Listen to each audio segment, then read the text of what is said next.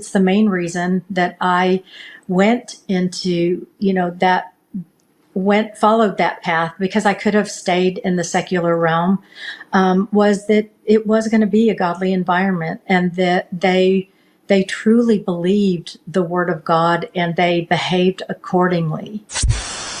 She walked away from $250,000 a year. She left behind a career in secular media that had taken her 15 years to build, a career that paid her well, respected her skills, and asked nothing of her soul. She left it because she believed something better was waiting on the other side. She believed in a mission. She believed sincerely and completely that the people running Daystar Television Network were who they appeared to be on camera. Her name is Jeanette Hawkins, and for 15 years, the organization she gave everything to made sure the world heard only one version of her story, the version where she was the villain. That version ends today. Before we go any further, let me be direct about what this video is and what it is not. Everything you are about to hear is drawn from verified public records, court documents, sworn testimony, and investigative reporting by credentialed journalists, specifically the Roys Report's Julie Roys, NBC DFW, CBS News, the Dallas Morning News, and the Texarkana Gazette.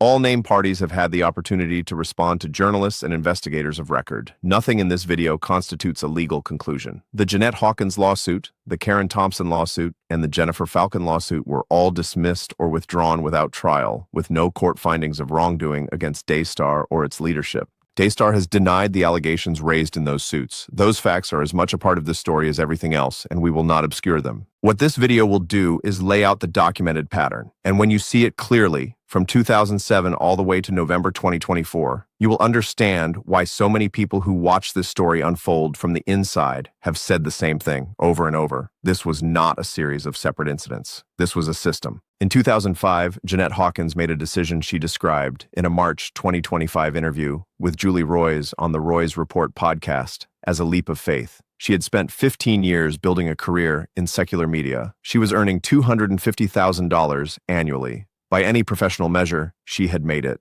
But she felt called to something with more eternal purpose, so she accepted a position at Daystar Television Network as director of marketing at a salary of $80,000 a year. She took a $170,000 annual pay cut because she believed she was walking into a house of God. What she walked into was something very different. In the beginning, she threw herself into the work with everything she had. She built what had been a tiny two-person operation into a full-scale marketing department, a graphics team, a web presence, a special events arm, a dedicated writer. The department grew quickly because Jeanette ran it with professionalism and what she described as a genuine love for the people under her. One former staff member, Morgan Ferris, would later describe Jeanette as one of the best people she had ever worked for. That detail is not incidental. It matters because it establishes who Jeanette was inside that building before any of what came next. During her tenure, she also developed relationships with the Lamb children. She worked alongside a young Jonathan Lamb, humble, soft-spoken, the kind of young man who would drop materials off in her inbox so quietly that a coworker once had to tell her who he was. The heir to one of the largest Christian television networks in the world, moving through that building without a trace of entitlement. She also knew Rachel, then still in high school, sharp and ambitious and full of energy.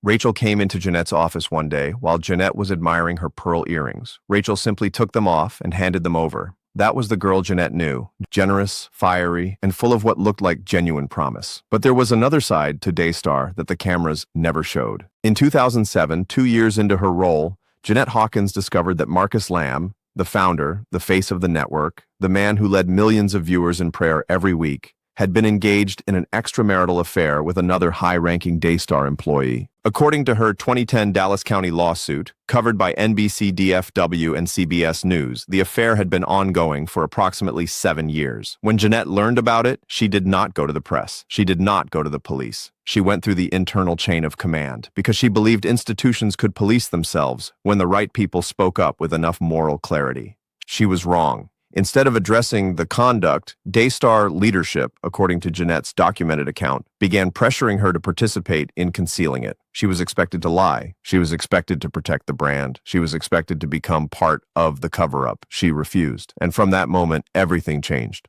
Jeanette resigned from Daystar in 2008, wounded and disillusioned, but her departure did not bring peace. What followed, she told the Roys Report in 2025, was a sustained campaign of harassment and intimidation. Private investigators followed her movements. She was blacklisted in ways she did not fully understand until doors stopped opening, professionally, personally, in ways that took her a long time to trace back to a source. The professional destruction was systematic and comprehensive, and the psychological toll of what she experienced became, in her own words, unsurvivable. She became suicidal. She was involuntarily committed to a mental health facility. The woman who had walked away from $250,000 a year to serve a gospel ministry was, by 2009, fighting to stay alive. In 2010, she filed suit. And then something happened that remains one of the most consequential moments in this entire saga.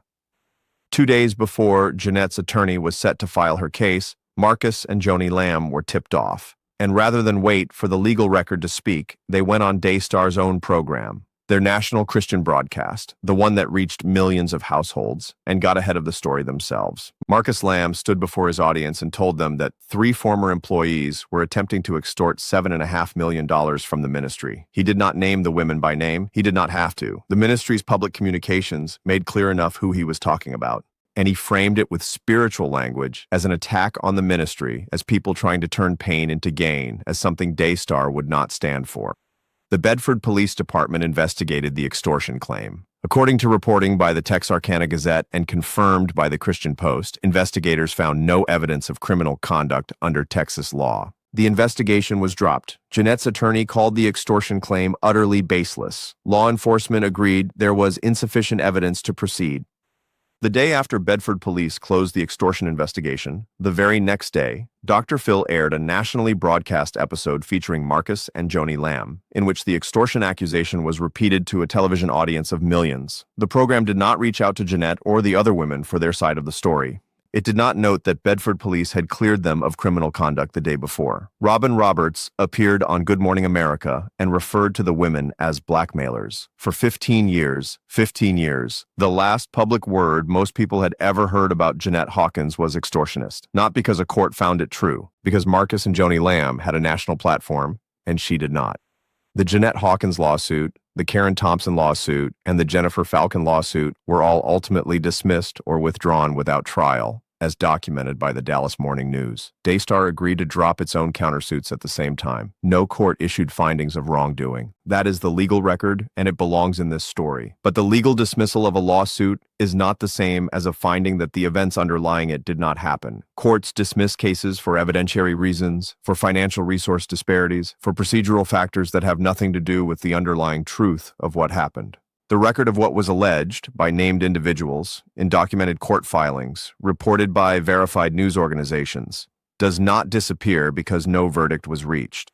And the Karen Thompson and Jennifer Falcon suits added a dimension to the institutional record that is important to name directly. Karen Thompson, a longtime producer of The Joni Show, alleged in her federal lawsuit, reported verbatim by NBC5 Dallas-Fort Worth, that in January 2010, after she began a personal relationship with a male coworker, Joni Lamb berated, belittled, and harassed her for approximately 2 hours over a relationship that was not, by the lawsuit's own assertion, in violation of any company policy. Thompson was subsequently demoted, barred from the studio, and told Joni Lamb did not want to see her face. Jennifer Falcon, who had been the head of special events under Jeanette's department, alleged that Joni Lamb's own father, Bill Trammell, subjected her to sexual harassment over an extended period, and that 2 months after she reported it, her pay was cut, and 9 days after a stellar performance review, she was fired.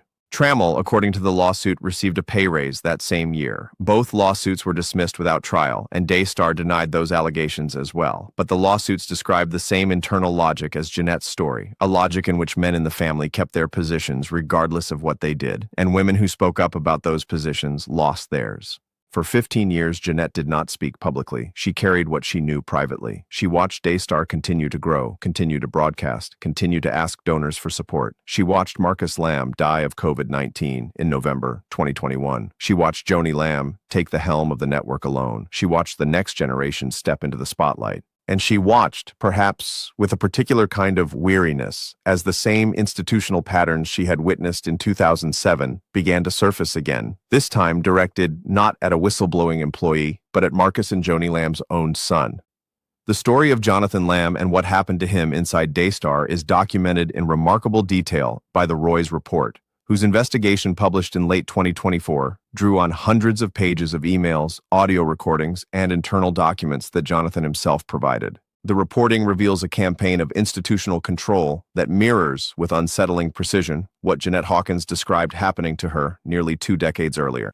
Jonathan Lamb had worked at Daystar for years. He was, by multiple accounts, the intended successor.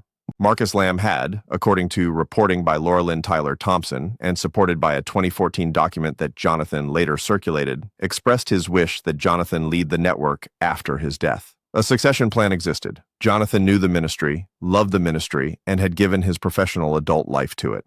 But everything changed in July 2023 when Jonathan and his wife Susie refused to read a viewer comment on air, a comment praising Joni Lamb's marriage to Doug Weiss. It was a matter of conscience. Jonathan and Susie had private theological reservations about the circumstances of that marriage, particularly given the timeline of Weiss's divorce filing, which had occurred 58 days after Marcus Lamb's death. They did not want to publicly endorse something they had genuine questions about. That refusal, according to the Roy's Report's documented account, triggered a response from Joni Lamb that escalated over the following months into what can only be described as institutional warfare waged against her own son. Joni fired Susie immediately. She and board member Jimmy Evans then held a meeting with the couple in which, according to Jonathan's own written account, an email he sent to his mother that is on file with the Roy's Report, the two of them told him repeatedly to submit and use language to mock and demean the couple that was deeply inappropriate for any setting, let alone a meeting between a mother, her son, and a pastor operating in a spiritual authority role. Joni later spent a 2-hour private lunch with a local businessman, a man who spoke to the Roy's Report under condition of anonymity, disparaging Susie, using religious language to characterize her, and attempting to recruit him as an ally to bring Jonathan into line. Then, on November 7th, 2023, Jonathan felt what he described as a spiritual prompting to review the security camera feeds across Daystar's more than 30 cameras. What he saw was the head of Daystar Security, Shannon Kelly, opening the trunk of Jonathan's company car and reaching around inside. The next day, a mechanic found a tracking device. Shannon Kelly's own expense report, which Jonathan obtained and shared with the Roy's Report, shows that trackers were purchased in October 2023, nearly 2 years after Marcus Lamb's death, directly contradicting Daystar's claim that the trackers had been placed in all company vehicles shortly after Marcus died as a routine security measure. 9 days later, on November 16, 2023, Daystar's board convened. Joni, Jonathan, board member Tom Callender, and CFO Arnold Torres, who was voted onto the board during the meeting itself, and spent nearly 2 hours attempting to compel Jonathan to sign a non-disclosure agreement. Jonathan recorded the meeting and gave the audio to the Roy's Report, where it was published in full. Tom Callender told Jonathan directly, "If you do not sign the NDA, you are removing yourself from the board and from your vice president position."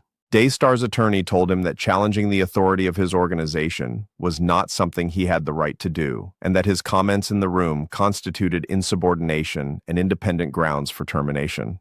Jonathan's response, preserved on tape and now in the public record, was 4 words. "But all I've said is, I won't sign an NDA."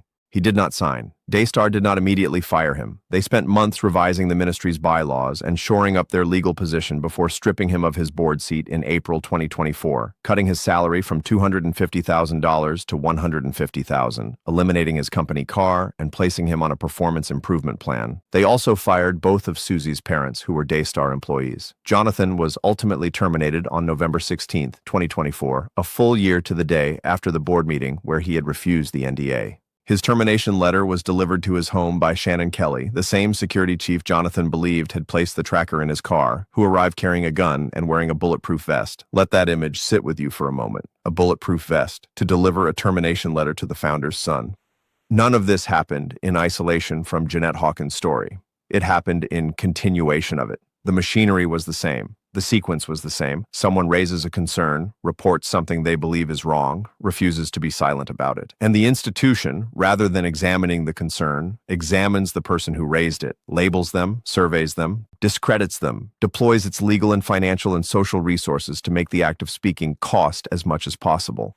In between those two arcs, Jeanette's story in 2007 and Jonathan's in 2023, were other stories, the Jennifer Falcon and Karen Thompson lawsuits. The Trinity Foundation's financial analysis, which found that Daystar, classified as a church under IRS rules and therefore exempt from standard nonprofit financial disclosure requirements, donated only approximately 5% of its revenue to charitable causes. The PPP loan controversy, in which Daystar drew $3.9 million in COVID relief funds, and, after Ministry Watch reported that the ministry had purchased a private jet during the same period, returned the money. The honeymoon controversy, in which Joni Lamb publicly denied that ministry funds had covered her 2023 honeymoon with Doug Weiss, while the Roy's report obtained expense records showing approximately $100,000 charged to a Daystar ministry credit card for a resort in Los Cabos.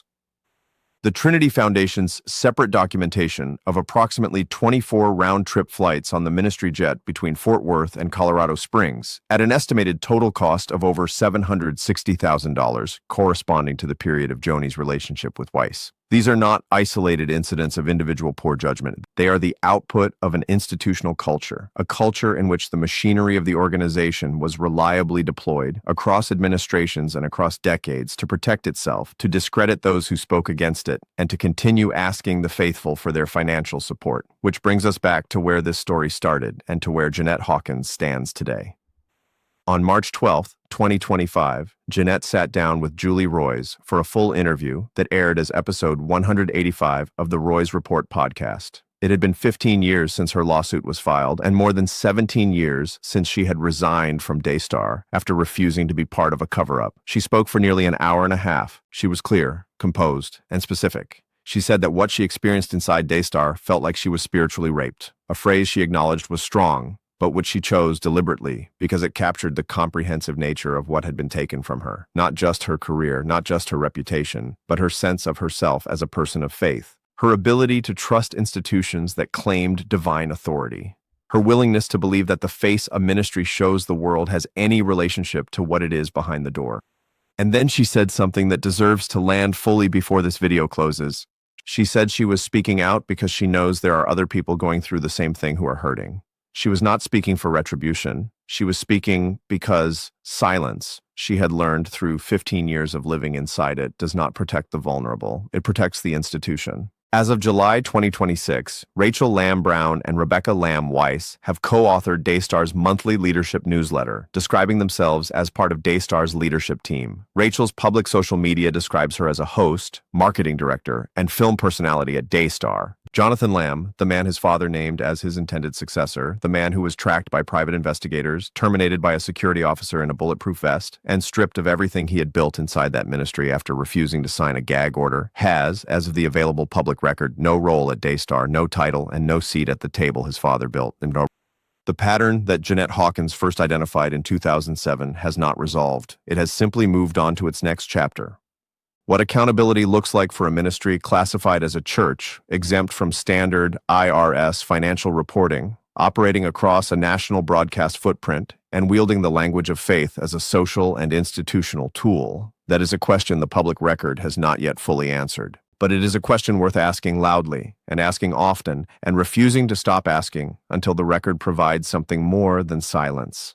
Jeanette Hawkins spent 15 years wondering whether her story would ever be told truthfully. She said the independent journalists, the accountability reporters, the people willing to ask uncomfortable questions about institutions that have historically insulated themselves from scrutiny, she said they gave her something she had not expected to feel again: hope.